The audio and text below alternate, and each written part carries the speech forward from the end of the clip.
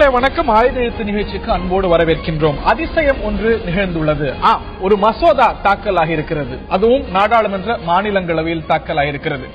மசோதா தாக்கலாவதும் குறிப்பா நாடாளுமன்ற மாநிலங்களவையில தாக்கலாவதும் அபூர்வமான ஒரு விஷயமாக மாறி இருக்கிறது. ஆனால் இந்த மசோதா இவ்வளவு தாமதத்துக்கு பிறகு தாக்கலாகி இருப்பது பல கேள்விகளை எழுப்புகிறது. இந்த ஒரு சட்ட திருத்தம் ஏற்கனவே பலமுறை நாடாளுமன்றத்தில் பட்டியலிடப்பட்டு பலமுறை அறிமுகப்படுத்தப்பட்டு தாக்கலாகாமலே எடுத்துக் கொள்ளப்படாமலே இருந்திருக்கிறது. இன்று ஒரு நிகழ்வுக்கு பிறகு அனைத்து கட்சிகளும் ஒன்று கூடி இந்த சட்ட திருத்தத்தை நிறைவேற்ற முடிவு செய்திருக்கிறார்கள். நிர்பயா என்று நாம் அறியக்கூடிய ஜோதி சிங் டிசம்பர் 2011 மிக மோசமான முறையில தேசத்தை மட்டுமல்ல சர்வதேச அளவுல ஒரு உலுக்கலை ஏற்படுத்திய இந்த ஒரு பாலியல் வன்முறை வழக்குல பாலியல் பலாத்காரத்துக்கு உள்ளாக்கப்பட்ட பெண், அந்த வழக்குல ஒரு சிறார் ஈடுபட்டிருந்தார். அந்த காலகட்டத்தில் இந்த ஒரு குற்ற நிகழ்வு நடக்கும் பொழுது அவர் சிறார்.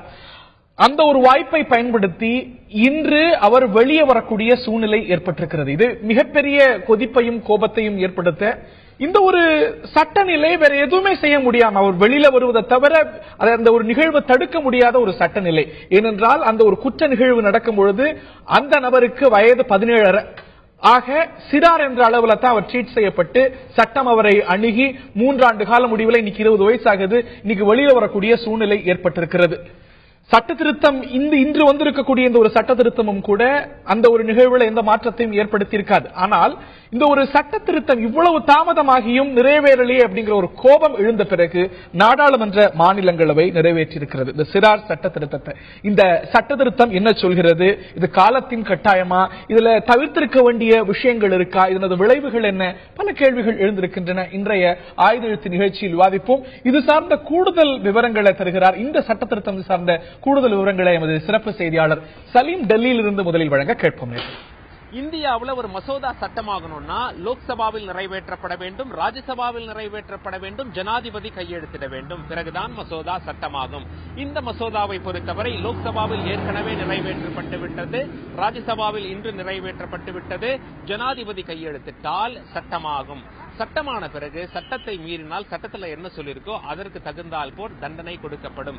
இந்திய தண்டனை சட்டம் பொறுத்தவரை இந்த சட்டத்தை பத்தி ரொம்ப சிம்பிளா சொல்லணும்னா இந்திய தண்டனை சட்டம் 2ஆக பிரிக்கிறார்கள். ஒன்று, 18 வயசுக்கு மேல இருக்கவங்க தப்பு பண்ணா தூக்கு தண்டனை வரைக்கும் கிடைக்கும். அதே 18 வயசுக்குள்ள இருக்கவங்க எவ்வளவு கொடூர தப்பு பண்ணாலும் சிறார்கள் என்ற அடிப்படையில் அதிகபட்ச தண்டனையே 3 வருடம் தான். அப்படித்தான் நிர்பயா வழக்கில் ஒரு குற்றவாளி மட்டும் 3 வருடம் சிறை தண்டனை அனுபவித்து வெளியே வந்து விட்டான். இதுதான் நாட்டில் ஒரு பெரிய கொந்தளிப்பை ஏற்படுத்தியது. இன்று ராஜ்யசபால இதை பத்தி பல அரசியல் கட்சிகள் அவங்களுடைய கருத்தை முன்வைத்தார்கள். திமுக சார்பில் என்ன சொல்லியிருந்தாங்க அப்படின்னா இதை ஒரு ஸ்பெஷல் கமிட்டி கிட்ட கொடுக்கணும், அவசரப்படக்கூடாது மசோதாவை சட்டமாக அப்படின்னு சொல்லியிருந்தாங்க. அதிமுக தரப்புல என்ன சொல்லியிருந்தாங்க அப்படின்னா தமிழகத்திலேயே இதற்கு நிறைய உதாரணம் இருக்கு, அந்த நல்ல உதாரணங்களை எடுத்துக்கொள்ளணும், சட்டத்தை அமைக்க அதாவது மசோதாவை நிறைவேற்றும் போது கருத்தில் கொள்ள வேணும் அப்படின்னு சொல்லியிருந்தாங்க. ஒரு சில திருத்தங்களையும் ஒரு சில தெளிவுகளையும் கேட்டிருந்தார்கள். இது ஒரு புறம் இருக்கையில இன்னைக்கு ஓட்டிங் நடந்தது, மசோதா சட்டமாகிவிட்டது. சுருக்கமா இந்த மசோதாவை பத்தி சொல்லணும் அப்படின்னா 16 வயசுக்கு மேல இருக்கவங்க கொடூர குற்றங்களில் ஈடுபட்டால், எது கொடூர குற்றம் என்றால் கொலை, பாலியல் வன்கொடுமை, ஆசிட் வீசுறது, ஆள் கடத்துறது பணத்துக்கு, இதெல்லாம் கொடூர குற்றங்கள். 16 வயசுக்கு மேல 16 வயசுல இருந்து 18 வயசுல இருக்கவங்களை சிறாராக நடத்த மாட்டார்கள். மாறாக 16 வயசுக்கு மேல இருந்தாலே அதாவது பெரியவங்களுக்கு என்ன தண்டனை கிடைக்குமோ அந்த தண்டனை கொடுக்கப்படும் அப்படின்னு சொல்லிட்டு மிக தெளிவாக சொல்லியிருக்காங்க. நிர்பயாவுடைய பெற்றோர்கள் இந்த மசோதா சட்டமாகிறத ராஜ்யசபால அமர்ந்து பார்த்து கொண்டிருந்தார்கள் என்பது குறிப்பிடத்தக்கது. ஆனா நிர்பயாவோட வழக்கில் இது பொருந்தாது. ரெட்ரோஸ்பெக்ட் எஃபெக்ட் என்று சொல்லுவார்கள். அதாவது 1 வருஷத்துக்கு முன்னாடி 2 வருஷத்துக்கு முன்னாடி 3 மாசம் முன்னாடி தப்பு பண்ணவங்களுக்கு சட்டம் எப்பொழுதுமே பொருந்தாது. சட்டம் என்றிலிருந்து அமலுக்கு வருகிறதோ அன்றிலிருந்து யாரு தப்பு பண்றாங்களோ அவங்களுக்கு தான் சட்டம் பொருந்தும். ஆக இந்த சட்டமானது நிர்பயா வழக்கில் அந்த குற்றவாளிக்கு பொருந்தாது என்பது குறிப்பிடத்தக்கது. உலுக்கிய சம்பவம் தமிழ்நாட்டை மட்டுமல்ல, இந்தியாவை மட்டுமல்ல, உலகத்தை உலுக்கிய சம்பவம் சம்பவம் நிர்பயா வழக்கு. அந்த நிர்பயா பாலியல் குற்றத்தில் ஈடுபட்ட அந்த நபர் சிறார் என்ற அடிப்படையில வெளியில வந்திருக்கிறதான் பலருக்கும் அதிர்ச்சி ஏற்படுத்தி இருக்கிறது. இது இன்னும் பல நிர்பயாக்களுக்கு அநீதி இழைக்கப்படாமல் இந்த ஒரு சட்ட திருத்தமானது ஒரு பாதுகாவலனாக இருக்குமா? இதுல இன்னும் நாம் கவனிக்க வேண்டிய மாறுதலுக்கு உட்படுத்த வேண்டிய அம்சங்கள் இருக்கிறதா? சிறார் சட்டத்தில் திருத்தம் காலத்தின் கட்டாயமா? விவாதிப்போம். இன்றைய ஆயுத எழுத்து நிகழ்ச்சியில் நம்முடைய பங்கேற்கிறார்கள் பாரதிய ஜனதாவுடைய மாநில செயலாளர் திரு KT ராகவன் அவர்கள், வழக்கறிஞர் சாந்தகுமாரி அவர்கள் இணைகிறார். அதே போல நம்முடைய ஓய்வு பெற்ற IAS அதிகாரி சிவகாமி அவர்கள் இணைகிறார். அதே போல நம்முடைய குழந்தைகள் நல்ல ஆர்வலர் கிரிஜா அவர்கள் இணைகிறார். நால்வரையும் இந்த நிகழ்ச்சிக்கு அன்போடு வரவேற்கின்றோம். இந்த ஒரு சட்ட திருத்தத்தை பொறுத்த வரைக்கும் பலருக்கு இருக்கக்கூடிய பார்வை, இட் இஸ் டூ லேட். நிர்பயாவுக்கு இந்த அநீதியை இழைக்காமல் சட்டம் தடுத்திருக்க வேண்டும். ஆனா நிர்பயாவுக்கு அநீதி இழைத்து இனி வரக்கூடிய காலங்களில் இது போன்ற குற்றங்கள் நடக்காமல் இருக்கிறதுக்கு மட்டுமே ஷீல்டா ஒரு சிறிய ஆறுதலாக அமைந்திருக்கிறது அப்படிங்கிற ஒரு பார்வை இருக்கு. இன்னும் கூட இந்த ஒரு சட்டம் கடுமையாக இருக்கலாங்கிற ஒரு பார்வை இருக்கு. ஆனா குழந்தைகள் நல ஆர்வலர்கள் பலர் மத்தியில இல்ல இந்த அப்ரோச் கூடாது அப்படிங்கிற எண்ணமும் இருக்கிறது. What justifies that? சொல்லிட்டீங்க, குழந்தைன்னு சொல்லிட்டீங்க. குழந்தையா இருக்கும் பொழுது 18 வயது அந்த நபரை குழந்தைன்னு சொல்லல, அந்த குழந்தையோட வேலை செய்யறோம்னு சொல்றீங்க. 18 வயதுன்னு UNCRC 18 வயது வரை குழந்தை அப்படின்னு ஒரு உலக அளவுல ஏற்றுக்கொள்ளப்படக்கூடிய ஒரு டெபினிஷனா இருக்கு. ஏன் அதை சொல்றாங்கன்னா, ஒரு குழந்தைனா யாருன்னா தன் செயலுக்கு முழுவதும் பொறுப்பேற்க தெரியாத, விளைவுகளை அறியாத ஒரு நபர்னு சொல்றோம்.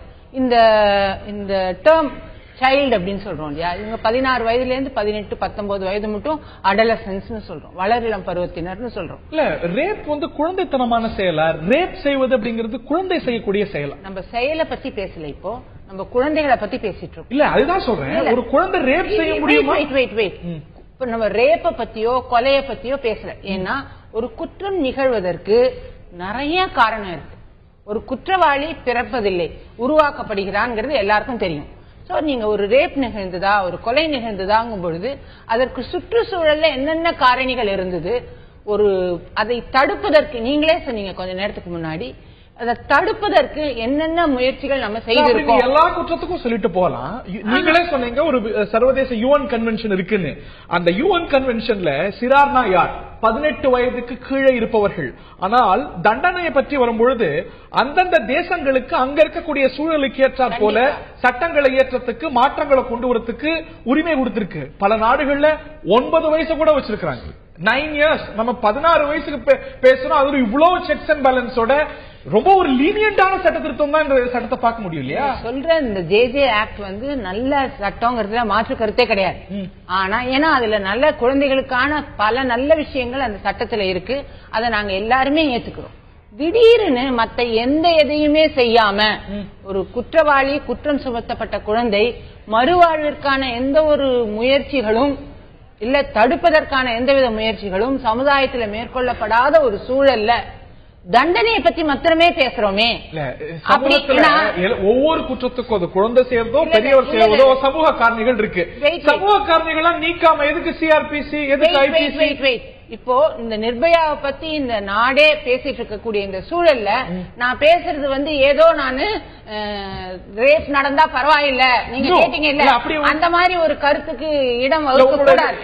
நோக்கத்தை நான் சந்தேகிக்கல, நான் நீங்க சொல்லக்கூடிய விஷயம் சரியானு கேட்கிறேன். ஒரு நிர்பயா இல்ல, பல நிர்பயாக்கள் தினந்தோறும் அனுபவிச்சுட்டு இருக்காங்க. இந்த ஒரு நிமிடம் கொடுத்தீங்கன்னா என்ன காரணம்னு சொல்லலாம். 1, 18 வயது வரை உடல் ரீதியாக பிரெயின் டெவலப்மெண்ட், அந்த கனெக்ஷன்ஸ், நியூரோ டிரான்ஸ்மிட்டர்ஸ் கனெக்ஷன்ஸ் எல்லாம் வளர்ந்துட்டே இருக்குன்னு நான் சொல்லல, அறிஞர்கள், மருத்துவ அறிஞர்கள் சொல்றாங்க. ஏல் யூனிவர்சிட்டியில ஒரு ஸ்டடி பண்ணின போது அவங்க என்ன சொல்றாங்க, ஏன் ஒரு குற்றம் நிகழ்ந்ததுன்னு தெளிவா எங்களால சொல்ல முடியல, இதுக்கு நிறைய காரணங்கள் இருக்கு. சோ பிரெயின் டெவலப்மெண்ட்ல நிறைய பாதிப்பு இருக்கலாம், ஒரு சூழல் இருக்கலாம், வளர்ச்சியில பின்னடைவு இருக்கலாம், அதெல்லாம் நிறைய காரணங்கள் இருக்கு. அந்த முழுமை அடையாத ஒரு செயல், ஒரு பிரெயினை வச்சுட்டு, ஏன்னா பிரெயின் பாடி ஒரு செயல் செய்யணும்னா அதுக்கு எங்கேருந்து உங்களுக்கு ட்ரிகர் வருது? மென்டல் மெச்சூரிட்டி அப்படிங்கிறது ஒரு குழந்தைக்கு சீக்கிரமா வரும், இன்னொரு குழந்தைக்கு வேற மாதிரி வரும். ஆக 18 வயசுக்கு கீழே இருக்கிற எல்லாருமே குழந்தைகள்னு சொல்ல முடியாது. இந்த ஒரு மனம் ரொம்ப கொடூரமான மனம். இந்த ஒரு குற்றத்துல ரொம்ப ஒரு மோசமான குற்றம் நடந்திருக்கு. அந்த மாதிரியான குற்றங்கள் தொடர்ந்து இந்த தேசத்தில் நடந்துட்டு இருக்கு. 16 வயதிலிருந்து 18 வயது வரைக்கும் இருக்கக்கூடிய இந்த குழந்தைகளா இதுவரைக்கும் கிளாசிஃபை செய்யப்பட்டவர்கள், இன்னைக்கும் கிளாசிஃபை செய்யப்படுறவங்க செய்யக்கூடிய குற்றங்கள் தான், அந்த பாக்கெட் ஆஃப் கிரைம் தான் அதிகமா நடக்கக்கூடிய குற்றங்கள நம்பர் 1 இருக்கு. சோ நம்ம இப்ப இந்த ஒரு மாற்றத்துக்கு உட்படுத்த வேண்டிய, இன்ட்ரோஸ்பெக்ட் பண்ண வேண்டிய தருணத்தில் இருக்குமா இல்லையா? இன்ட்ரோஸ்பெக்ட் பண்ண வேண்டிய தருணத்துல இருக்கும். தடுப்பதற்கு உண்டான முயற்சிகள்ல முழு மூச்சா இறங்குவதற்கு வேண்டிய தருணத்துல இருக்கும். அதுவும் செய்யணும், இதுவும் செய்யணும். அதை செஞ்சுட்டு தான் இதை செய்யணும். அப்படிங்கும்போது அதை செய்யணுமா, அதை செஞ்சுட்டு இதை செய்யணுமாங்கிறது அந்த கதையாயிடும். இல்ல, சைட் பை சைட். ஆனா ஒரு கொடும் குற்றவாளி இதை ஒரு வாய்ப்பா பயன்படுத்திட்டு இன்னைக்கு சமூக ஊடகங்கள் எல்லாம் ஜோக் மாதிரி வந்துட்டு இருக்கு. இனி 18 வயசுக்குள்ள பண்ணணும்னா ரேப் பண்ணிக்கணும் அப்படிங்கிற ஒரு எண்ணம் வந்துடக்கூடாது. அது நம்மளுடைய மனப்பான்மையை தெரிவிக்குது. சோ நம்ம இருக்கக்கூடிய சமூகம் எப்படி இருக்குன்னா, எது நடந்தாலும் அதை எனக்கு நான் சாதகமா காமிச்சுப்பேன், அப்படி பயன்படுத்திக்கிறாங்க. பயன்படுத்திக்க சில பேர் பேசும்பொழுது கார் திருடிட்டு, அதை திருடிட்டு, எல்லா குற்றங்களையும் பயன்படுத்திட்டு மற்றவங்க பயன்படுத்துறாங்க, இவங்க பயன்படுறாங்க. ஜே ஆக்கியான தண்டிங்கன்னா அவ்வளவு தெளிவு இருக்கு இதுல பல குற்றவாளிகளுக்கு. சோ அதுவும் சிறார்கள் அப்படிங்கிற கேட்டகரியில 16ல இருந்து 18 வயசுக்காரங்க தான் அதிகமான குற்றங்கள் செய்யறாங்க, குற்றங்கள் அதிகமா செய்யறாங்க. அந்த ஒரு வாய்ப்பை பயன்படுத்துற தெளிவு உங்களுக்கு இருக்கும்போது அந்த ஒரு வாய்ப்பை கொடுக்கணுமா? should we not introspect? ஒரு சாதாரணமா இப்ப இருக்கக்கூடிய அணுகுமுறைப்படி ஒரு குற்றவாளின்னு பிராண்ட் பண்றோம் அப்படிங்கறது ஒரு சட்டத்துக்கு, ஒரு சட்ட ரீதியான அந்த ஜூரிஸ்ப்ரூடன்ஸுக்கு எதிரான ஒரு செயல்பாடா. நிர்பயா செயலில் ஈடுபட்ட அந்த நபர் இன்னைக்கு வெளியில வந்திருக்கக்கூடிய நபர் குற்றவாளியா இல்லையா? அவருக்கு குற்றவாளின்னு நீங்க கோர்ட் நிரூபிச்சது, தண்டனை கொடுத்தது, தண்டனையை முடிஞ்சு வந்தப்பறம் அவர் குற்றவாளி கிடையாது. இல்ல, அந்த தண்டனை போதுமானதாங்கிறது தான் கேள்வி. ஐபி ரிப்போர்ட்ஸ் தான் வந்திருக்கக்கூடிய விஷயங்கள்ல கூட அந்த குற்றவாளி உங்களுடைய கருத்துப்படி, என்னுடைய கருத்துப்படி, என்னுடைய பர்சனல் ஒப்பீனியன் படி அந்த தண்டனை போதுமானதா இல்லாது. ஆனா இந்திய நாட்டில் இருக்கக்கூடிய சட்டத்தின்படி கண்டிப்பாக அவருக்கு தண்டனை கொடுத்தாங்க. அந்த சட்டத்தை மாற்ற வேணுங்கிறது கேள்வி. பட் அவங்க சொல்றதுல சில விஷயங்கள், இன்னைக்கு நிர்பயா ஒரு வழக்கு வச்சு நம்ம பேசுறோம். இன்னைக்கு சிறார்கள் குற்றம் அப்படின்னு பார்க்கும்போது அதுல 1.2% தான் ஒட்டுமொத்த குற்றத்துல. இது இந்த ஒரு வழக்கு வச்சு ரொம்ப ஒரு எமோஷன்ஸ் கலந்து அதீதமா ரியாக்ட் பண்றோமோ அப்படிங்கிற ஒரு எண்ணம் பிரதிபலிக்கப்படுது. மாறுபடுறீங்களா சகோதரி சாந்தகுமாரி? நிச்சயமா. ஏன்னா இப்ப சமீப காலமாக நடந்து வந்து கொண்டிருக்கக்கூடிய பல பாலியல் பலாத்கார வழக்குகளில ஈடுபட்டிருக்கிற நபர்கள் யாருன்னு கேட்டீங்கன்னா நிச்சயமாக இந்த இளம் குற்றவாளிகள் என்று அடையாளம் காணப்படுகிற சிறார்கள் மட்டுமே. இந்த இளைஞர்கள் சொல்ல முடியுமா? இல்ல, நிறையங்கிறதுல மட்டுமே சொல்றேன். நிறைய குற்றங்கள் இவர்கள் இழைக்கிறார்கள். நீங்க எங்க பாத்தீங்கன்னா அதுதான் நடக்குது. இப்போ நீங்க இந்த நிர்பயா வழக்கு மட்டுமல்ல, அதுக்கு அடுத்தடுத்து வந்த எல்லா வழக்குகளிலுமே ஒரு பெண் பாலியல் இச்சைக்கு உடன்படவில்லை என்று சொன்னால் அவளது மார்பகங்களை அறுத்தறிகிறார். அவரோட வயசு என்னன்னு கேட்டீங்கன்னா அவருக்கு 16. இந்த மாதிரியான நிறைய சம்பவங்களை மித்னாபூர் மாவட்டத்துல கடன் கொடுக்க முடியவில்லை என்ற காரணத்தினால பஞ்சாயத்து கூட்டி அந்த பெண்ணை, தாழ்த்தப்பட்ட இனத்தை சேர்ந்த பெண்ணை அவர்களை ஊருக்கு நடுவில் நிக்க வச்சு பஞ்சாயத்தார்கள் யார் வேணா என்ன வேணா செஞ்சுக்கலாம்னு சொன்ன அதிகமாக அந்த பெண்ணை பலாத்காரத்துக்கு உட்படுத்திய நபர்கள் இளைஞர்கள். இப்படி இது ஒரு எச்சரிக்கை மணி. நடக்குது அப்படின்னு சொல்ல முடியுமா? எச்சரிக்கை மணிங்க. ஒட்டுமொத்த குற்றங்களையும் சிறார் குற்றத்தையும் பார்க்கும்போது அதுல ஒரு சின்ன பகுதி தான். அந்த ஒரு சின்ன பகுதியிலும் பாலியல் பலாத்காரம் போன்ற கொடும் குற்றங்களிலே சமீப காலமாக இந்த மாதிரியான அடலசன்ஸ் என்று சொல்லக்கூடிய நபர்களின் பங்களிப்புங்கிறது ரொம்ப அதிகமா இருக்குன்னு நான் பாக்குறேன். அவங்க என்கிட்ட ஒரு கேள்வி வச்சது நான் கவனிச்சேன். அதாவது இதுல நோக்கம் இருக்கா அப்படின்னு நம்ம பார்க்கணும். அந்த மாதிரி எல்லாம் இல்ல, அவங்களுக்கு என்ன செய்யறோம்னே தெரியாது. ஓபனிங் ஸ்டேட்மெண்ட் என்னன்னா, என்ன செய்வது என்று அறியாத நிலையிலே இருக்கக்கூடிய குழந்தைகள் என்று சொன்னார்கள். அதனால இந்த நிர்பயா வழக்குல நான் பார்க்கிறேன், இந்த நபருக்கு தான் என்ன செய்கிறோம் என்று அறிந்து மற்ற அத்தனை பேர் 6 பேர் போறாங்க. 6 பேர்லயும் வச்சு இந்த ஒரு நபர் தான் மிக கொடூரமான குற்றச்செயலை நிகழ்த்தினார். அதற்கு எந்த ஆதாரமும் இல்ல, எந்த ரிப்போர்ட்டும் கிடையாது. ஊடகங்கள் அப்படி செய்தி நாம் நிறைய முறை சொல்லிருக்கோங்கிறது உண்மை. ஆனா இந்த ஒரு சிறுவனா அந்த சமயத்தில் இருந்த நபர் தான் அதிகமான குற்றங்கள் செய்தார், அதிகமா வன்முறை பிரயோகம் படுத்தினார் அப்படிங்கிறதுக்கு ஆதாரம் இல்லை. ஆதாரம் இல்லையா? நான் மற்ற குற்றவாளிகள் வந்து சொல்லுகிற விஷயம் ஆதாரமாக எடுத்துக்கொள்ள இல்ல, இந்த ரிப்போர்ட் வந்து நிரூபிக்கப்படவே இல்லை. But it is true. மீடியாக்கள்ல தொடர்ந்து பல முறை சொல்லப்பட்டது. ஆனா ரிப்போர்ட்ஸ் பார்க்கும்போது எந்த இடத்துல இந்த நபர் தான், இன்னைக்கு வெளிவந்திருக்கக்கூடிய நபர் தான் பெரும் குற்றத்தை செஞ்சார் அப்படிங்கிற அதிகமான ஒரு குழந்தை. நான் ஒரு உதாரணமா கேட்கிறேன். ஒரு குழந்தை வந்து ஒரு தப்பு நடக்கும்போது திகில் தான் வரும், பயம் வரும், அலறல் வரும். தன்னை கண்ணெதிர இன்னும் 4 பேர் அந்த பெண்ணை வந்து மிக மோசமான முறையில நடத்துவதை பார்த்த பிறகு கூட அதிரவில்லை மனசவனுக்கு. அதற்கு பிறகும் அவனும் தொடர்கிறான் என்கிற பொழுது இது வந்து ஒண்ணுமே தெரியாத ஒரு குழந்தை கிடையாது. அப்போ 18 வயசுன்னு ஒரு கட் ஆஃப் வச்சிருக்கீங்களே, 18 வயசுக்கு 1 மாசத்துக்கு முன்னாடி இருந்தா அவர் செய்கிற குற்றம் ஒரு நாள் அந்த குற்றம் இல்லையா? 18 வயசுக்கு ஒரு 3-4 மாசத்துக்கு முன்னாடி அந்த ஒரு வாய்ப்பை பயன்படுத்தி தான் இந்த சிறார் வந்திருக்கிறார். அவங்களுடைய நியாயமான விஷயங்களை நம்ம யோசிச்சு பார்க்கணும். இன்னொரு விஷயம் கூட, நிர்பயா கேஸ பத்தி இவ்வளவு கவலைப்படுறோம் இல்லையா? இன்னைக்கு கூட இந்த சென்னை மாநகரத்துல மாத்திரம் இல்ல, இந்தியாவில இருக்கக்கூடிய எல்லா நகரங்களிலும் பாலியல் தொழிலில் ஈடுபட்டு கொண்டிருக்க, வற்புறுத்தி ஈடுபட வைக்கப்பட்டுள்ள 18 வயதுக்குட்பட்ட பெண் குழந்தைகளை பற்றி நாம் சிந்திக்கிறோமா? அதையும் பேசணும் சகோதரி. அங்க வரதெல்லாம் 18 வயசுக்கு கீழே இருக்கிற பசங்களா?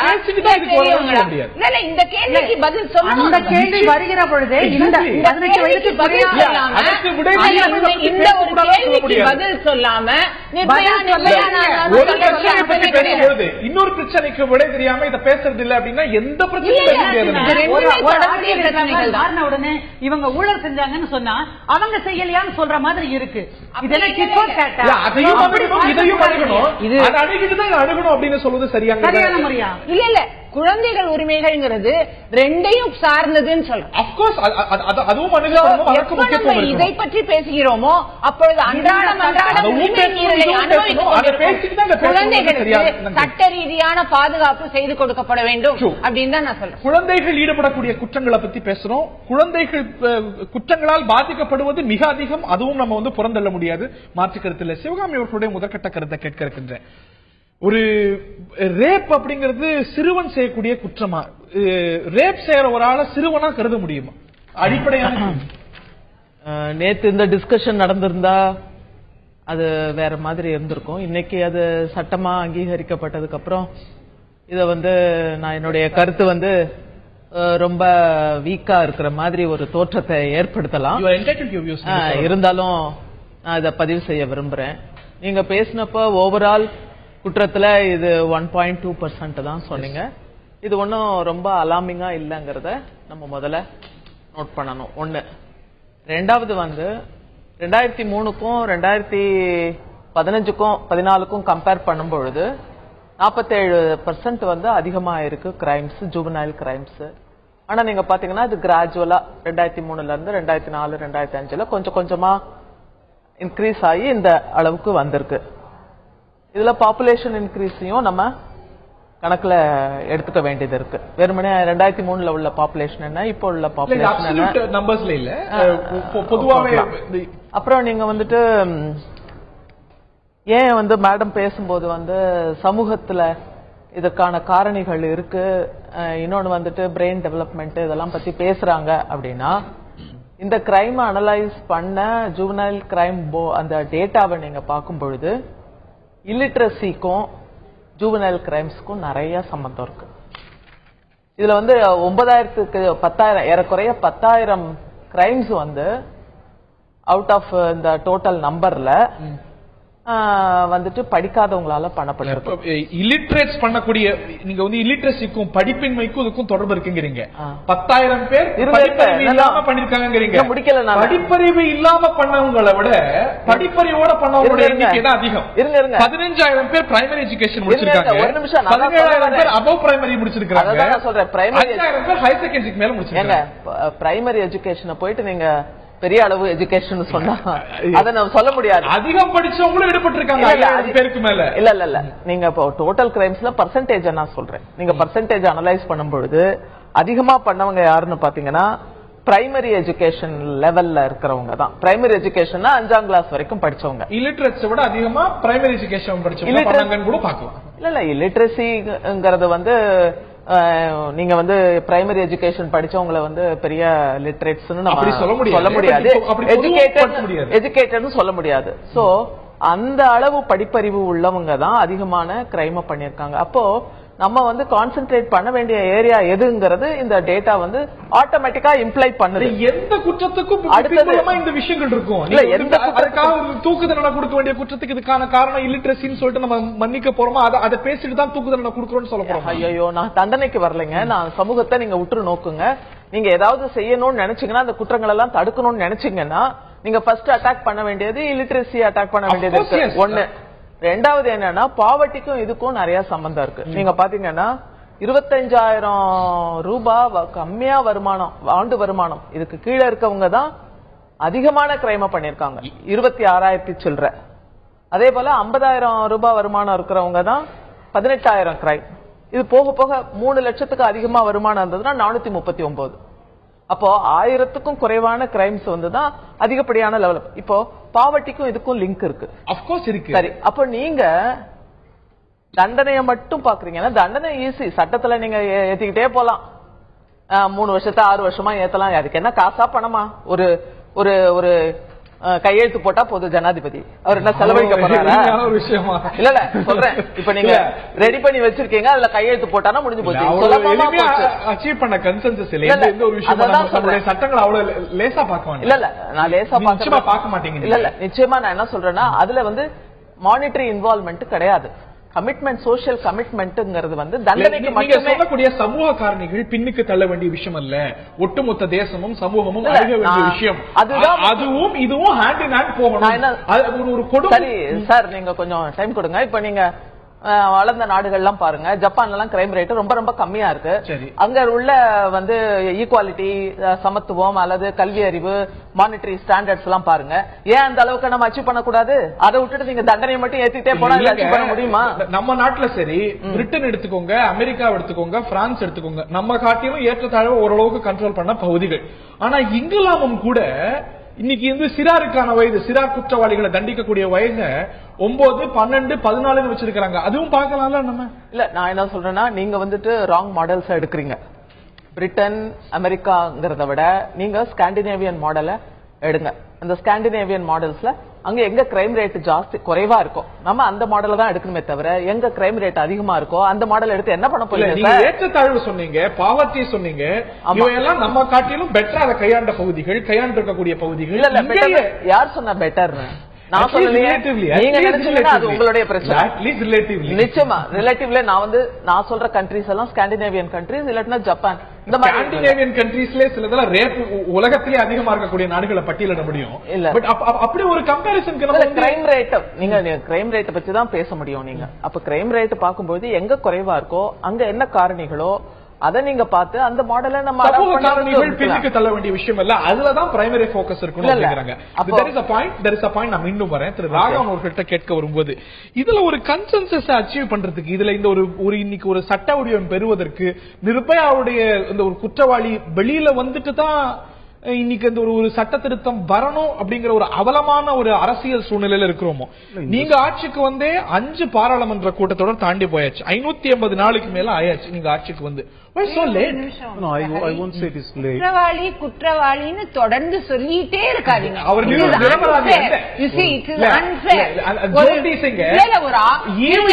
மிக கொடூரமான கொலை செஞ்சுட்டு ஜெயிலுக்கு போயிட்டு திரும்பி வந்த அப்புறம் அவன் குற்றவாளி இல்ல, குற்றம் பண்ணினா தண்டனை அனுப்பிச்சான், இப்போ வந்து அவன் ஆர்டினரி குற்றவாளி.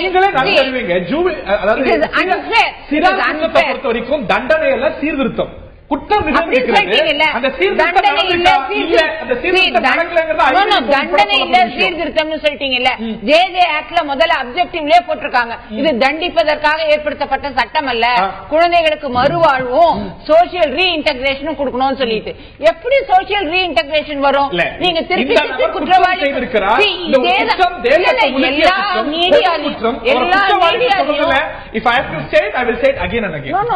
எல்லா மீடியாலையும் அகைன் again அவன் குற்றவாளின்னு சொன்னீங்கன்னா அவன் குற்றம் புரிந்தா 1,00,000 முறை சொன்னாலும் தப்பில்ல. அதுக்கு உண்டான தண்டனை கொடுக்கப்பட்டது, அனுபவித்து ஆகிவிட்டது. அது பத்தல,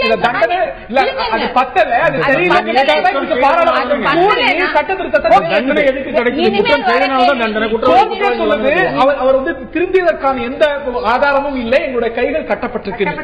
குற்றம் நிகழ்ந்திருக்கிறது. அது குற்றம், தேசத்தை உலுக்கிய குற்றம், இன்னும் கடுமையாக தண்டிக்கப்பட வேண்டிய இந்த குற்றம். நாட்டில் இருந்த சட்டத்தின்படி அவனுக்கு தண்டனை வழங்கப்பட்டது.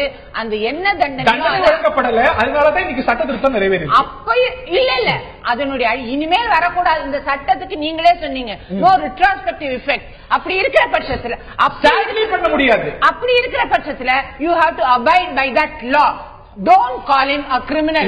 இல்லங்க, அவரை இன்னைக்கு சிறைக்கு தள்ள முடியாம இருக்கலாம். ஆனா அவர் குற்றவாளி, குற்றவாளின்னு அப்ப சொல்லுவீங்க. நீங்க ஒரு குற்றவாளியை பார்க்காம இருக்கலாம். இந்த தேசம் அவர் ஒரு குற்றவாளியா தான் பார்க்குது. வெளியில வந்தது ஒரு அவமானமா பார்க்குது. You are entitled to review. எத்தனை பேரை நம்ம குற்றவாளி இல்லன்னு சொல்லி இந்த தேசம் பாக்குது. ஆனா 17 வயது நிரம்பிய ஒரு குற்றம் செஞ்சானா தொடர்ந்து குற்றவாளின்னு லட்சம் முறை சொல்லுவேன்னு நீங்க சொல்றீங்க. இது எல்லாமே மீடியாவினுடைய ரோல். இல்ல, உங்களுக்கு குற்றவாளியா பார்க்காமல் இருக்கிறதுக்கான அத்தனை உரிமை இருக்கு. ஐ நோ உங்களுடைய இன்டென்ஷன் நான் கேள்வி கேட்கல. பட் நான் வந்து அந்த ஜுவனைல் ஜஸ்டிஸ் ஆக்டோட ஸ்பிரிட் படி பேசுறேன். ஐ நோ, பட் ஆனாலும் கூட இந்த ஒரு அந்த ஒரு குற்றவாளி தண்டிக்கப்பட வேண்டியதுக்காக நீங்க சட்ட திருத்தம். ஜுவனைல் ஜஸ்டிஸ் ஆக்ட்ல இருக்கக்கூடிய சட்டத்துல திருத்தம் அவசியம் என்கிற அடிப்படையில வந்துக்கிற விவாதம் தான். அதனால அதையே சொல்லிட்டு இருக்க முடியாது. இன்னைக்கு ஜுவனைல் ஜஸ்டிஸ் ஆக்ட் 2000 கொண்டு வந்தது பிஜேபி கவர்மெண்ட். அதுக்கப்புறம் அமெண்ட்மெண்ட் 2 தடவை வந்திருக்கு. சகோதரி சொல்றாங்க குற்றவாளின்னு சொல்லாத 18 ஆக்கியது பிஜேபி. சட்டன்லி நாங்க தான் அதை ஆக்கணும்னு சொல்லிட்டு தான் முதல்ல இருந்து கொண்டு வந்து மே மாதம் லோக்சபால பாஸ் பண்ணது. இதற்காக தான் இந்த கன்சென்சஸ் அரைவ் பண்ணி இவ்வளவு பிரச்சனைக்காடியே நான் பாஸ் பண்ணிருக்கு பிஜேபி கவர்மெண்ட். நான் என்ன சொல்றேன், சகோதரி 2 பேருமே கோட் பண்ணும் பொழுது யுஎன் கன்வென்ஷன், உலகத்துல இருக்கிற நாடுகள் எல்லாம் பத்தி எல்லாம் சொல்றாங்க. That UN convention on rights of child 1990. அதுக்கப்புறம் அது 195 நாடுகள் அதை ஒத்துக்கிட்டாலும் கூட யுஎஸ் போல சொமாலியா போல நாடுகள்லாம் இன்னி கூட ராட்டிஃபை பண்ணல அவங்களோட நாட்டுல. அதை இன்னொன்னு ஒரு நிமிஷம் இருங்கம்மா, நான் டிஸ்டர்ப் பண்ணாதீங்க. நீங்க பேசும்போது ஓகே இருக்கட்டும். இப்ப death sentence, capital punishment Saudi Arabia, Pakistan, Iran, China, US இதுக்கு இந்த ஜுவனல் இதுலயே சிறுவர்களுக்கு கேபிட்டல் பனிஷ்மெண்டே கொடுத்திருக்காங்க. After passing of this UN convention 1990 அப்புறமே. எதுக்கு சொல்ல வரேன்னு சொன்னா, இன்னைக்கு இவ்வளவு போராடுறவங்க இது தப்புன்னு சொல்றவங்க அந்த பையனுக்கு 3 வருஷம் தண்டனை கொடுத்தாங்கல்ல, அதுவும் தப்புன்னு தான் போராடுங்களா? 3 வருஷம் கொடுத்தது உங்களை பொறுத்தவரைக்கும் தப்பு இல்ல. ஒரு நிமிஷம், அவங்க சொல்றது அது போதுமா? இந்த நாட்டில் துரதிருஷ்டவசமா சார் மரியாதைக்குரிய சிவகாமி அவர்கள் பேசும்பொழுது சொன்னாங்க இதுக்கெல்லாம் பாவர்ட்டி. நீங்க வந்து ஸ்டாட்டிஸ்டிக்ஸ் எடுத்து பாருங்க. You said 1.2. நான் என்ன சொல்றேன், இந்தியாவில் நடக்கிற கொலைகளுடைய கணக்கு எடுத்து பாருங்க. இந்தியாவில் 125 கோடி மக்கள் இருக்காங்க. கொலைகள் எல்லாம் பார்த்தா 1% கூட வராது. எதுக்கு போலீஸ் ஸ்டேஷன், எதுக்கு அதுக்கு ஒரு பணம் விட்டுருங்களேன். வரவே 1% தானே, 1%க்காக லட்சக்கணக்கான கோடி எதுக்கு செலவு பண்ணணும்? இப்படி எல்லாம் பேசுவாங்களா? இல்ல. So you are referring poverty. Scandinavian வித்தியாசமா பார்க்கணும். மிஸ்டர் ஹரி, பாவர்ட்டி அது ஒரு பிரச்சனைன்னு சொன்னா அமெரிக்கால தான் அதிகமா சைல்டு எல்லாம் இந்த மாதிரி ஜுவனல் இதுல வந்து எல்லாரையும் கேபிட்டல் பனிஷ்மெண்ட் கொடுத்ததே அமெரிக்கா. பாவர்ட்டின்னு நீங்க சொன்னீங்கன்னா அந்த அளவுகோல் அங்க ஃபெயில் ஆகுது. இல்ல அவங்க சைனால ஃபெயில் ஆகுது எடுக்கறாங்க அப்படின்னா ஏன் வந்து சிறார் அப்படிங்கற வேற ட்ரீட்மெண்ட் கொடுக்கறோம்? ஏன் இந்த சட்டத்திலே இன்னமும் சலுகைகள் இருக்கு அப்படின்னா, கொடுங்குற்றம் புரியக்கூடிய சிறாருக்கு கூட அவங்க மற்றவர்களை போல நேரடியா பார்க்க கூடாது, வேற அளவுகோல வைக்கணும். அதுவும் இந்த சமூக காரணியும் கூட ஒரு அடிஷனல் அட்ரிபியூட்ஸ் இருக்கும்போது நான் சமூக காரணிகளை ஏன் இவங்களுக்கு மாத்திரம் பார்க்கணும்? எல்லா கொலை பண்றவனுக்கும் திருடுறவனுக்கும் பணம் இல்ல, அவனுக்கு பணம் இல்ல, விட்டுருங்களேன் சார். என்ன சொல்றேன், இந்த மாதிரி காரணங்கள் சமுதாயத்தில் ஏற்ற பணக்காரன் ஏன் இருக்கத்தான் இருப்பான். இது ஒரு காரணமா சொல்லிட்டு இருக்க முடியாது. நம்பர் 1. துரதிருஷ்டவசமா நம்ம நாட்டுல குற்றம் சாட்டப்பட்டவர் குற்றவாளிக்கு சட்ட ரீதியாக தண்டனை கொடுப்பதே ஏதோ போலீஸும் கவர்மெண்ட்டும் அவங்கள பழிவாங்குற நடவடிக்கையில இறங்குற மாதிரி ஒரு பிக்சர் கொடுக்க ஆரம்பிக்கிறாங்க. இதுதான் இங்கேயே நடக்குது. 250 பேரை குண்டு வச்சு கொலை பண்ண யாக்கூப் மேவனுக்கும் தான் நடக்குது இந்த நாட்டில். செஞ்ச குற்றத்திற்காக தண்டனை பல மடங்கள்ல பல மட்டங்கள்ல நீதிமன்றத்தில் அதுல விவாதிக்கப்பட்டு சாட்சிகள் விசாரிக்கப்பட்டு நீதிமன்றம் தண்டனை கொடுக்கிறது. அது ஆளுங்கட்சி கொடுக்கிற தண்டனை கிடையாது. ஆனா இவங்க எப்படி பாக்குறாங்க, சோ கால்டு இந்த மாதிரி சமுதாயத்தில் இவங்க தான் புரட்சி பண்றாங்கன்னு சொல்லிட்டு இவங்க பார்க்கறதே செஞ்ச தண்டனைக்கு குற்றம் என்பது பார்க்காம போலீஸும் அரசாங்கமும் நீதிமன்றமும் அவங்கள பழிவாங்குற நடவடிக்கைகளை எடுப்பது போல சொல்லாதீங்க. 584 நாள் ஏன் உங்களுக்கு இந்த கன்சென்சஸ் உருவாக்க? யூ நோ வெரி வெல் லோக்சபால ஈஸியா கடந்த மே மாதமே லோக்சபால கொண்டு வந்தாச்சு. இன்ஃபேக்ட் நான் இவ்வளவு டிலேன்னு சொல்ல மாட்டேன். In fact I would appreciate all இன்னைக்கு இருக்கிற எதிர்கட்சி ஆளுங்கட்சி அத்தனை கட்சி தலைவர்களையும் பாராட்டி ஆக வேண்டும். ஏன்னா பார்லிமெண்ட்ல போன வாட்டி வரும்பொழுது லோக்சபால டிஸ்கஷன் வரும்பொழுதே காங்கிரஸோட ஸ்டாண்டுக்கு it is not, I won't say it is against, but மாறுபட்ட நிலைப்பாட்டை சசி தரூர் எடுத்து பேசினார். அவர் யூஎன் கன்வென்ஷன்லாம் கோட் பண்ணி பேசினார். அதே போல பாத்தீங்கன்னு சொன்னா இந்த கவர்மெண்ட் ப்ரப்போஸ்ட் பை மினிஸ்ட்ரி, ஆனா கவர்மெண்ட் 42 அமெண்ட்மெண்ட் கொண்டு வந்தது. கவர்மெண்டே 42 அமெண்ட்மெண்ட் இதுல கொண்டு வந்தது. எதிர்கட்சிகளும் சொன்னாங்க. சீதாராம் யெச்சூரி பேசும்பொழுது அவர் பார்லிமெண்ட்ல பேசினார் இல்ல, இவர் சொன்னார் இது ஒரு பெரிய குற்றம் நிகழ்த்தப்பட்டிருக்கிறது, மர்டர் ரேப்னு சொல்லும் பொழுது அந்த இடத்துல வயதை பார்க்க கூடாது, ஆனால் நம்ம கான்ஷியஸா இருக்கணும்னு அவர் வார்ன் பண்ணார். செலக்ட் கமிட்டிக்கு அனுப்பணும்னு சொல்லிட்டு வெளிநடப்பு செஞ்சிட்டார். எஸ் ஓகே, இல்ல அவரும் கூட இந்த மாதிரி சொல்லி இருக்கிற டிஃபரன்ஸ் ஆஃப் ஒப்பீனியனோ நம்முடைய கருத்தை சொல்லுவது தவறு கிடையாது. ஸ்டாண்டிங் கமிட்டி ரெக்கமெண்டேஷன்ஸ் இருக்கு, ஆஃப் கோர்ஸ் பார்லிமெண்ட் அதை ரிஜெக்ட் பண்ணிடுச்சு. பட் கவர்மெண்ட் 42 அமெண்ட்மெண்ட் கொண்டு வந்து எல்லாருடைய ஒத்துழைப்போடு கொண்டு வந்த ஒரு பில். அதனால அனைவரையுமே பாராட்ட வேண்டிய விஷயம். ஒரு அதுக்காக நிர்பயா இது நடக்கணுமா அப்படின்னா பல நிலைகளில் மாற்றங்கள் இல்ல. இன்னைக்கு அந்த குற்றவாளி வெளியில வந்த பிறகு அது இன்னைக்கு வந்து எல்லா கேள்விகளும் எல்லா தளத்திலும் எழுப்பின பிறகுதான் பாராளுமன்றமும் எதிர்கட்சிகளுக்கும் இதனது முக்கியத்துவம் தெரியணுமா. இது இன்னைக்கு வராமல் இருந்தா இன்னொரு செஷன். மிஸ்டர் ஹரி, இந்த கேஸ் மாத்திரம் இல்ல, சட்டத்தில் அரசியல் அமைப்பு சட்டத்தில் மாற்றங்கள்லாம் வருவதற்கு பார்த்தா ஏதோ ஒரு விஷயம் நடந்திருக்கும், அதனால மாற்றம் வரும். இது இயற்கை. இந்த சட்டத்தில் மாத்திரம் இல்ல, போட்டா சட்டம் கொண்டு வந்தோம், என்ன ஒரு டெரரிசம் நிறைய இருக்கும்போது போட்டான்னு கொண்டு வந்தோம். அதனால இது மாத்திரம் இல்ல, எல்லா சட்டமுமே அப்படித்தான் மாற்றங்களுக்கு உட்படுகிறது. நாடாளுமன்றத்துடைய நிலையில இருந்த ஒரு விஷயத்தை ஏன் இந்த ஒரு சிறார் வெளியில வந்த பிறகுதான் இதுக்கு ஒரு மொமெண்ட் பெருகணுமா, இது ஒரு கருத்தொச்சி மட்டும் இல்ல, எல்லா கட்சிகளும் ஒரே நிமிஷம். நிர்பயா இந்த ஜோதி சிங் மாத்திரம் தான் இப்படி கொலை பண்றாங்களா? இந்தியாவில் எல்லா இடத்துலையும் தமிழ்நாட்டில் நடந்துட்டு இருக்கு. இந்த சகோதரி சொன்னாங்க. ஆனா இது ஒரு ட்ரெண்ட், ஒரு என்ன சொல்றது, இது ஒரு இதுவா வந்தது, உலக நாடு மக்கள் பேசினாங்க. அதனால ஒரு வந்து பிறகும் கூட இவ்வளவு ஆண்டுகள் ஆகணுமா? இது வந்து அறிமுகப்படுத்தப்பட்ட பிறகு இவ்வளவு ஆண்டுகள் ஆகணுமா? 2014 அமைச்சர்கள் ஒப்புதல் கொடுத்த ஒரு விஷயத்தை ஏன் பாராளுமன்றம் விரைந்து செயல்படுத்தல? சகோதரி சிவகாமி அவர்கள்ட்ட கேட்க விரும்புறேன். இப்பயும் கூட சிறார் அப்படின்னா நம்முடைய சட்டம்படி 18 வயசுக்கு கீழே இருக்காங்களோ அவங்க எல்லாம் சிறார். சிறார் குற்றத்தை எல்லா குற்றத்தையும் இந்த ஒரு சிறார் சட்டத்துல மாற்றிடல.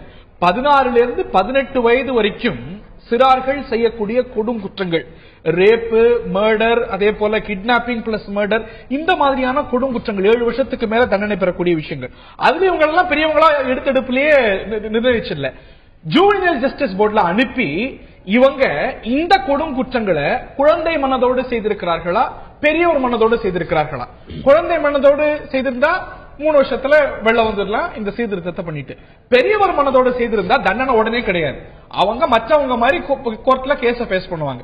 கேஸ ஃபேஸ் பண்ணிட்டு அவங்க தண்டிக்கப்பட்டா, அதுவும் பெரியவங்க மாதிரி பெரியவர்களுடைய சிறைக்கு போல, இதற்குன்னு உருவாக்கப்படக்கூடிய சிறார் அமைப்புக்கு போய், சிறார் ஜெயிலுக்கு போய் அங்க சீர்திருத்தம் அடைஞ்சிருக்காங்கன்னா 21 வயசு வரைக்கும் பார்த்து 21 வயசுல அவங்க சீர்திருத்தம் அடைஞ்சிட்டாங்கன்னு சர்டிபிகேட் வந்தா வெளியில வந்துடலாம்.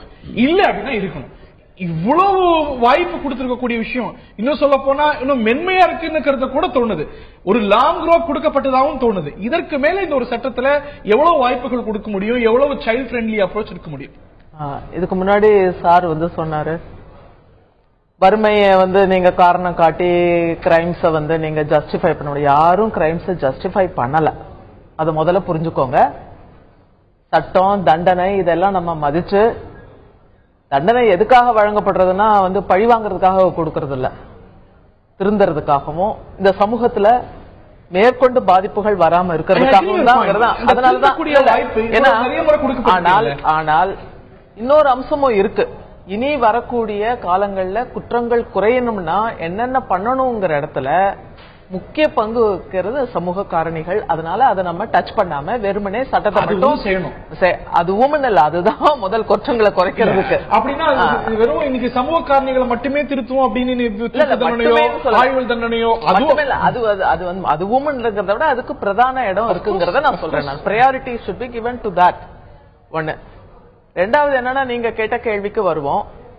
இப்படி ஒரு லாங் ரோப் வந்து போர்டுக்கு கொடுத்தா என்ன ஆகும்னா, இப்ப கூட எனக்கு டவுட், 3 லட்சத்துக்கு அதிகமா வருமானம் இருக்கிறவங்க கம்மியா கிரைம் பண்ணிருக்காங்கிறத வந்து எப்படின்னா அண்டர் ரிப்போர்ட்டிங்கா நான் எடுத்துக்கிறேன். ஏன்னா அவங்க விலைக்கு வாங்குறாங்க, ஜஸ்டிஸ் நீதியை விலைக்கு வாங்க முடியும் அவங்களால. போலீஸ் ஸ்டேஷன் லெவல்ல இருந்து, ரிப்போர்ட்டிங்ல இருந்து, அவங்களுடைய சோசியல் ஸ்டேட்டஸ்ல இருந்து நிறைய இன்னைக்கு போலீஸ் ஸ்டேஷனுக்கு போகாத கேஸ், எனக்கு குழந்தைங்கப்பா பாவம் விட்டுடுங்க அப்படிங்கிற மாதிரியான நிலையில கூட எடுத்துக்கலாமோன்னு எனக்கு தோணுது. இல்ல அதனால நான் அதுக்கு எந்த ஒரு ப்ரூஃபும் இல்ல. இல்ல ப்ரூஃபும் இல்ல. ஏன்னா அண்டர் ரிப்போர்ட்டிங்கா இருக்கலாம் கூட. ஏன்னா அது வந்து வெறும் பாவர்ட்டிங்கிறத விடவும் குழந்தைகள் வந்து நிறைய பெண்ணிக்கு பாத்தீங்கன்னா வசதி படைத்த குழந்தைங்களுக்கு நிறைய ஆக்சஸ் இருக்கு மீடியாவுக்கு. அந்த மீடியா வந்து நிறைய கரப்ட் பண்ணுது, குழந்தைங்களை நிறைய கரப்ட் பண்ணுது. அதனால அதுக்கு அகேன்ஸ்டாவும் நம்ம வந்து அதை பேச வேண்டியது இருக்கு. அதனால அண்டர் ரிப்போர்ட்டிங்கா கூட இருக்கலாம்ங்கிறது. இதுல இந்த கொடுங்குற்றத்துக்கு உள்ளானவங்க ரொம்ப இல்ல நான் முடிக்கல. நீங்க அப்ப நீங்க என்ன ஆகுதுன்னா, இந்த போர்டுக்கு நீங்க போகும் பொழுது வசதி படைத்தவர்கள் இன்ஃப்ளூயன்ஸ் பண்ணி அதை வந்து இது குழந்தை மனதோடு செஞ்சான் அப்படின்னு சொல்ல வைக்க முடியுமோ? ஏன்னா அவ்வளவு லாங் ரோப்பை எப்படி அதை சயின்டிபிக்கா நீங்க செய்ய போறீங்க? ஒவ்வொரு சிஸ்டத்தையும் நம்ம சந்தேகம் இல்ல, ஒவ்வொரு சிஸ்டமும் இல்ல. இது வந்து முக்கியமா நீங்க ஒரு இல்ல நீங்க இந்த சட்டத்துல என்ன சொல்லப்பட்டிருக்குன்னு பாருங்க. ஏன்னா அவன் குழந்தை மனத்தோட செஞ்சானா, அடல்ட்டா இருந்து செஞ்சானா அப்படிங்கறத எப்படி வரையறுக்க போறீங்க? எல்லா கேஸுக்கும் நீங்க பாட்டுக்கு சொல்ல முடியாது. 16 to 18 வயசுக்குள்ளார அவன் குழந்தையா இருந்தானா அடல்ட்டா இருந்தானான்னு எப்படி ப்ரூவ் பண்ணுவீங்க? அந்த போர்டுக்கு விட்டீங்கன்னா போர்டை இன்ஃப்ளூயன்ஸ் பண்றதுக்கான வாய்ப்பு இருக்கு. அதனால நிறைய மால் பிராக்டிசஸ் வரலாங்கிறது என்னுடைய கருத்து. காவல்துறை இன்ஃப்ளூயன்ஸ் பண்ணலாம், கோர்ட் இன்ஃப்ளூயன்ஸ் பண்ணலாம், எல்லாத்துக்குமே பின்னாடி ஒரு கான்ஸ்பிரசி. கிரிமினல் கேஸ்ல ட்ரையல் எல்லாம் ஹாஸ்டல் ஆயிட்டு போறாங்க. என்ன பண்ணுவீங்க? இப்ப வர தீர்ப்புகள்லாம் நீங்க பாத்துட்டு தானே இருக்கீங்க. we have to trust something இல்லையா? நம்ம வந்து ஏதாவது ஒரு கிரவுண்ட் ரூல் எடுத்துக்கணும். ட்ரஸ்ட் பண்ணி தான் அந்த லா மதிச்சு தான் பேசிட்டு இருக்கோம். அதனால இவ்வளவு வாய்ப்புகள் கொடுக்கப்படுது. அதையும் தாண்டி 21 வயசுல அந்த ஒரு அடல்ட்டா கருதப்பட்ட கட்டத்திலையும் கூட 21 வயசுல அவர் சீர்திருத்தம் ஆயிருக்காரா அப்படின்னு பாக்கிறதுக்கு ஒரு மெக்கானிசம், இவ்வளவு வாய்ப்பும் கொடுக்கப்படுது இல்லையா? அதுவும் இல்லாம இந்த கட்டங்கள்ல சாதாரண குற்றங்களுக்கு இது இல்ல, கொடும் குற்றங்கள், ரேப்பு, பாலியல் வன்முறை, இந்த மாதிரியான கொடும் குற்றங்களுக்கு தான் இந்த ஒரு மெக்கானிசம். நான் என்ன சொல்றேன்னா, இது விஞ்ஞான பூர்வமா செய்யறதுக்கான வாய்ப்புகள் என்ன இருக்குன்னு அலசி பார்க்கணுங்கிறதான்.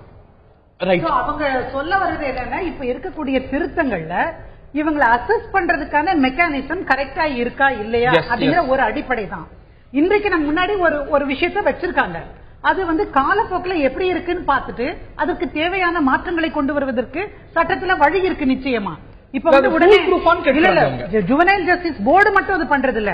நீங்க கவனிச்சீங்கன்னா ஆராய்ந்து பார்த்தா அந்த உளவியல் ரீதியான விஷயங்களை அசஸ் பண்ணுவதற்கான எக்ஸ்பர்ட் ஒப்பீனியனை வாங்கிதான் ஜுவனைல் ஜஸ்டிஸ் போர்டை சேர்ந்தவங்க பண்ண முடியும். சும்மா 19 இந்த பையனா, இவன் வசதி வீட்டு பையனா, வசதியான வீட்டு பையனா, அதனால இவங்க சொல்றாங்களா அந்த ரெக்கமெண்டேஷனா, அப்படி பண்ணிட முடியாது. அப்படின்னா நம்ம ஒட்டுமொத்தமா எல்லா சிஸ்டத்தையுமே சந்தேகிக்கிறோம்னு ஆயிடும்.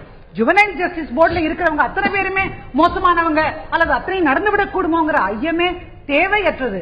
சில விஷயங்கள் தேவையற்றதுன்னு சொல்ல முடியுமா?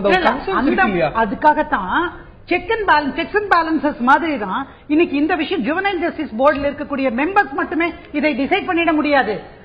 எங்க இருந்து ஒப்பீனியன் வாங்கணும்? ஒரு சட்ட அதிகாரம் கொடுத்துடல, அவங்களை தண்டிக்கவோ அவங்களுக்கு வந்து விடுவிக்கவோ அதிகாரம் கொடுத்துடல. குழந்தை மனதோடு செய்யப்பட்டிருக்கிறதா இல்லாட்டி பெரியாள் மனதோடு செய்யப்பட்டிருக்கிறதா சைக்கலாஜிக்கல் அனலைஸ் பண்ணி ஜுடிஷியல் சிஸ்டம் தான் போறாங்க.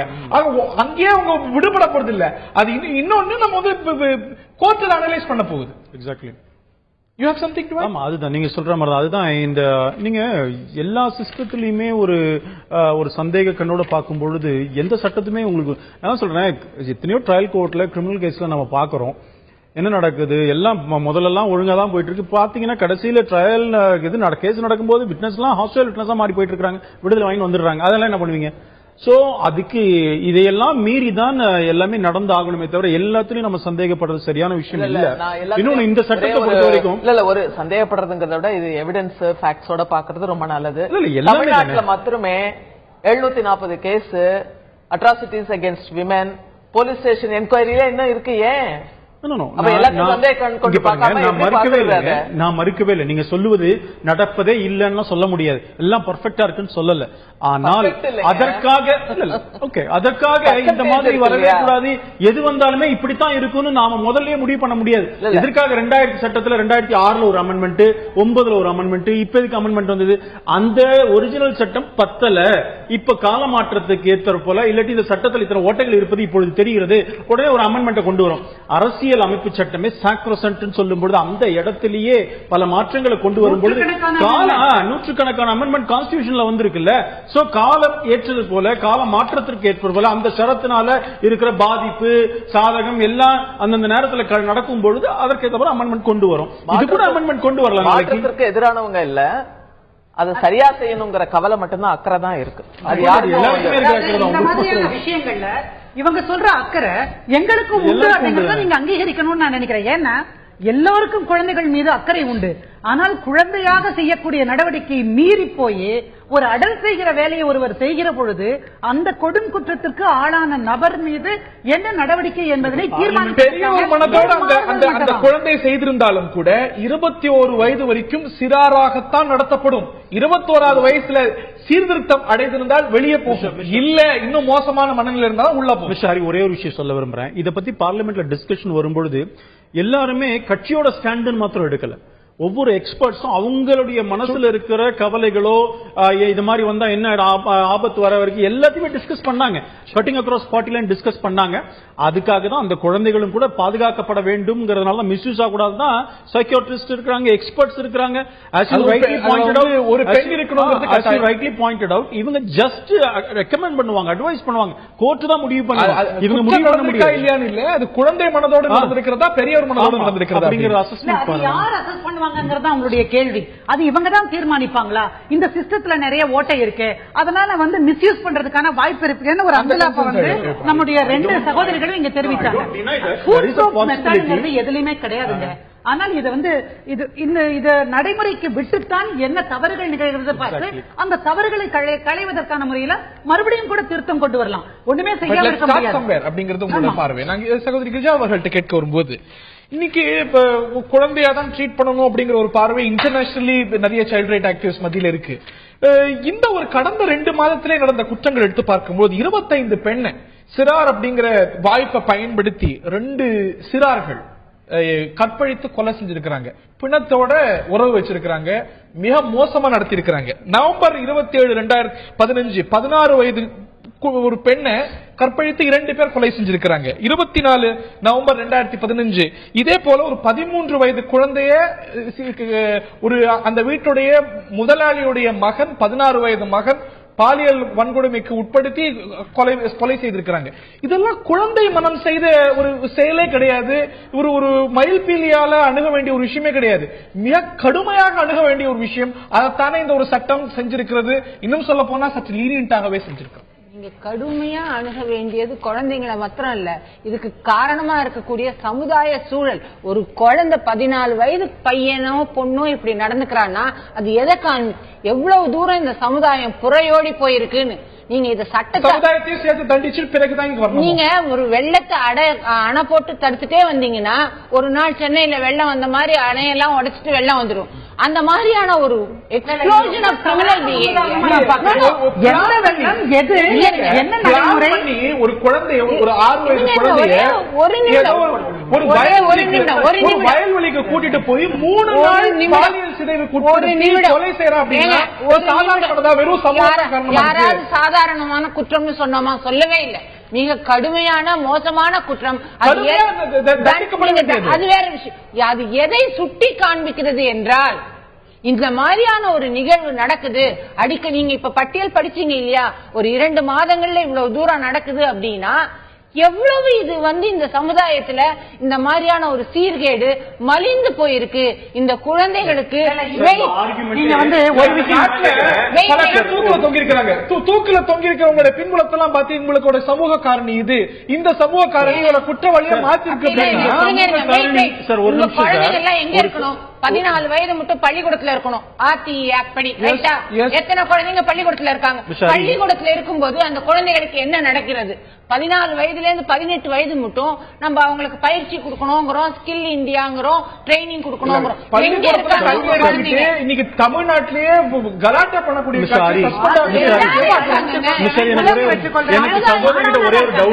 ஒரே டவுட் நீங்க சொன்னீங்க. அந்த ஸ்டாட்டிஸ்டிக்ஸ் 1.2% குற்றம் சாட்டப்பட்டு இந்த ஜுவனல் இதுல வராங்க, எல்லாமே அடலசன்ட் ஏஜ்ல இருக்கிறவங்கன்னு. 98.8% ஜுவனல் அது அந்த அடலசன்ட்ல இருக்கிறவங்க எல்லாம் ஒழுங்கா தானே இருக்காங்க. நீங்க 1.2க்கு உலக சமுதாயமே எப்படி போச்சு, இந்தியாவே எப்படி போச்சு, பாவர்ட்டி அவனை சமுதாயம் சீர்கட்டுச்சுன்னா அதே சமுதாயத்துல வாழற 98.8% இளைஞர் ஒழுங்கா தானே இன்னொரு விஷயம் புரிந்து கொண்டால் யாரும் உதவி செய்ய முடியாது. அந்த குற்றம் இல்லை என்றோ குற்றமே நிகழவில்லை என்றோ சொல்லப்படவில்லை. தண்டிக்கப்பட வேண்டியது முக்கியமான விஷயம். குழந்தைகளுக்கு உண்டான வாய்ப்புகளை ஏற்படுத்தி தர வேண்டும். சட்டம் கொடுக்குது. 21 வயசு வரைக்கும் உடனடியா தண்டிக்கல, 21 வயசு வரைக்கும் வாய்ப்பு கொடுக்கல. என்ன செய்ய முடியும்? சட்டத்தை பத்தி நம்ம இப்ப கமெண்டே சொல்லல. ஏன்னா அந்த சட்டத்தினுடைய ஷரத்துக்கள் எல்லாம் வாங்கி நம்ம படிக்கணும். அந்த சட்டத்துல சொல்லப்பட்டதுக்கு எப்படி விதிமுறைகள் எவ்வளவு காலக்கெடுக்குள்ள வருதுன்னு பார்க்கணும். அந்த விதிமுறைகளுக்கு உண்டான மெக்கானிசம் எல்லாம் எப்ப அரசாங்கம் செஞ்சு தருதுன்னு பார்க்கணும். அந்த மெக்கானிசம் எப்படி செயல்படுதுன்னு பார்க்கணும். இதெல்லாம் இப்ப இமீடியட்டா இந்த சட்டத்தை பத்தி நீங்க சொல்ற கருத்துக்கள்லாம் வரவேற்கத்தக்கதுதான். அந்த மாதிரியே இருந்தாக்க நல்ல விஷயம் தான். அது நம்ம பண்றோமா? இதை யார் பாக்க?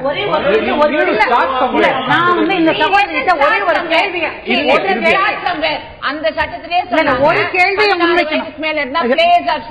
ஒண்ணு வேணும். எங்கேயுமே கிடையாது. அப்புறம் என்ன சொன்னாங்க? தண்டிக்க கூடாது, அவங்கள மன ரீதியா அணுகி அவங்க மாறுவதற்கு உண்டான சந்தர்ப்பங்கள் தரப்பட வேண்டும் சொன்னாங்க. எந்த ஸ்பெஷல் ஹோம்ல போய் பார்த்தாலும் அந்த சந்தர்ப்பங்கள் முழுமையாக தரப்பட்டிருக்கிறதா, அங்க அதற்கு உண்டான வல்லுநர்கள் இருக்கிறார்களா, அந்த சேவை தளங்கள் இருக்கிறதானா பெரிய கேள்விக்குரிய.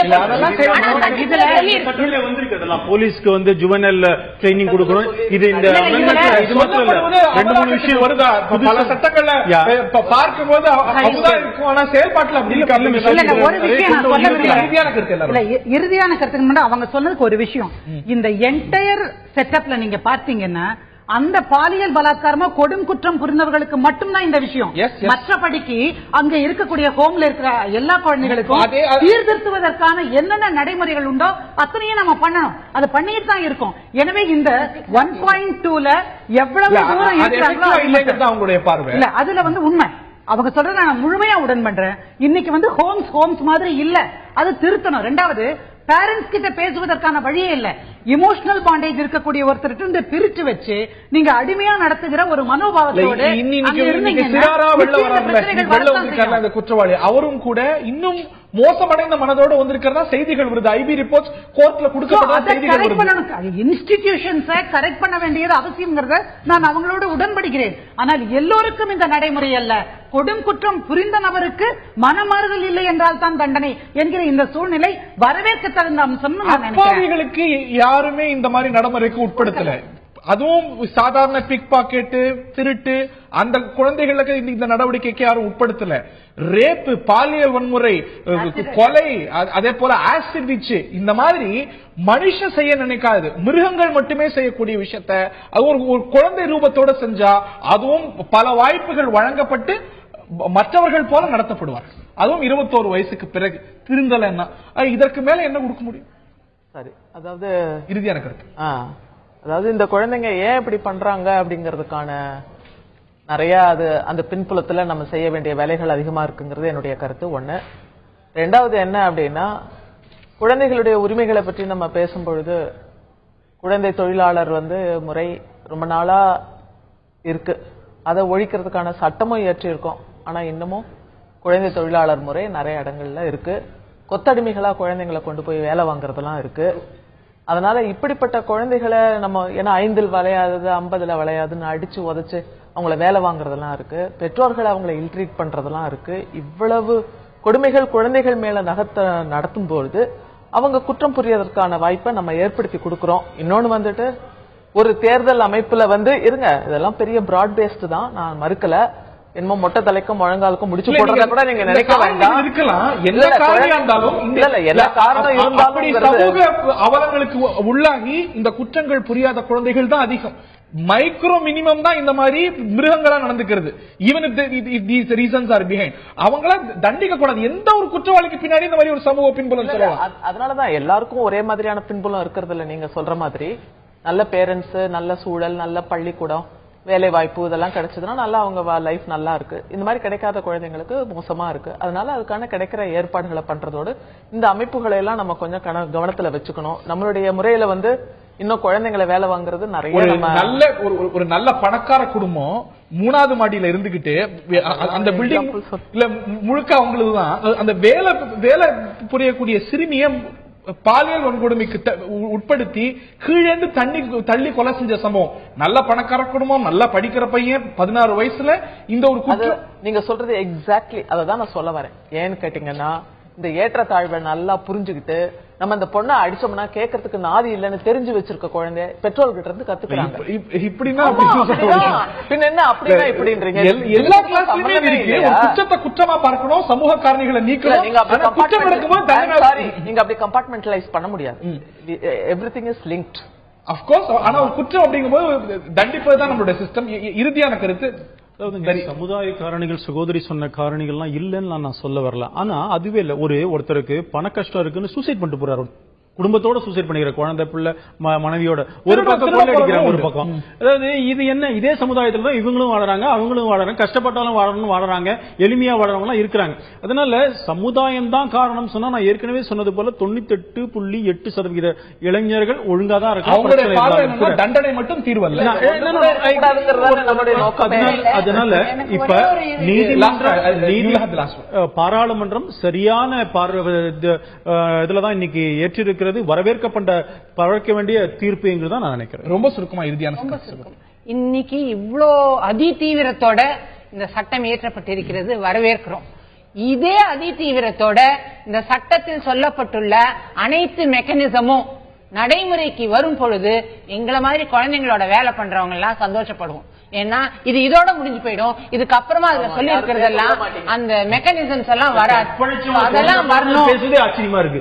கற்பழிப்பு குற்றம், கொலை குற்றத்தில் ஈடுபட்டவன குழந்தை, ஏன்னா 17 வயது குழந்தைன்னு சொல்றேன்னா உலகம் மாதிரியான அமைப்பு ரீதியான மாறுதல்கள், தண்டிக்கப்பட்ட உங்க சொல்ற மாதிரி இளம் குற்றவாளிகள் மாறுவதற்குண்டான, இந்த சமுதாயத்திற்கு உபயோகமான மனிதர்களாக மாறுவதற்குண்டான அமைப்புகளை இதே அதி தீவிரத்தோட நாம் ஏற்படுத்தி கொடுப்போமே ஆனால் அதுதான் உண்மையா இந்த சட்டத்துக்கு கிடைக்கிற வெற்றி. Right. In letter and spirit இந்த சட்ட திருத்தம் செயல்பாட்டுக்கு வருமா, நாம் எதிர்பார்த்து நிறைவேற்றி இருக்கக்கூடிய இந்த ஒரு பலனை தருமா பொறுத்திருந்து நாம் பார்க்க வேண்டும். ஒரு நீண்ட காலத்துக்கு பிறகு ஒரு கன்சென்சஸ் ஏற்பட்டு நாடாளுமன்ற மாநிலங்களவையில் இந்த ஒரு சட்ட திருத்தம் நிறைவேற்றப்பட்டிருக்கிறது. நிர்பயாவுடைய பெற்றோர்கள் இதை பார்த்திருக்கிறார்கள், நிறைவேற்றம் நடக்கும் பொழுது. ஆனால் நிர்பயாவுடைய குற்றவாளி வெளியில வந்திருக்கக்கூடிய சூழ்நிலையும் சேர்ந்தே நடந்திருக்கிறது. பொறுத்திருந்து பார்ப்போம், பலனளிக்கிறதா, எதிர்பார்க்கக்கூடிய மாற்றங்களை கொண்டு வருதான்னு இந்த நிகழ்ச்சியில் பங்கு பெற்ற விருந்தினர்கள் நால்வருக்கும் பார்த்த நேயர்களுக்கும் நன்றி.